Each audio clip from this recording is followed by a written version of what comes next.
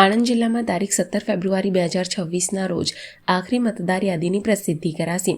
કુલ 18,12,327 મતદારો પૈકી 2,31,799ના નામ કમી થશે.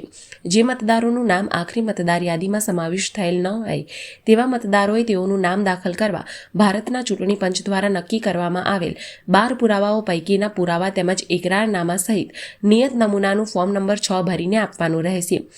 આણંદ જિલ્લામાં પ્રસિદ્ધ થયેલ ડ્રાફ્ટ મતદાર યાદીમાં નામનો સમાવેશ થયેલ ન હોય તેવા મતદારોના હક દાવા સંબંધે કુલ 21,512 ફોર્મ નંબર 6 મળેલ, જે પૈકી પુરાવાના અભાવે કુલ 4,516 ફોર્મ્સ નામંજૂર કરવામાં આવેલ. મતદાર યાદીમાં સમાવેશ થયેલ મતદારોના નામ સામે વાંધા રજૂ કરવા સંબંધે કુલ 40,610 ફોર્મ્સ મળેલ છે, જે પૈકી પુરાવાના અભાવે કુલ 39,863 ફોર્મ નામંજૂર કરવામાં આવેલ. તારીખ 19 ડિસેમ્બર 2025થી તારીખ 10 ફેબ્રુઆરી 2026 સુધી નોટિસ અને અપીલ સુનાવણીના અંતે પાત્રતા ધરાવતા 2,71,601 મતદારોનો આખરી મતદાર યાદીમાં સમાવેશ કરવામાં આવશે.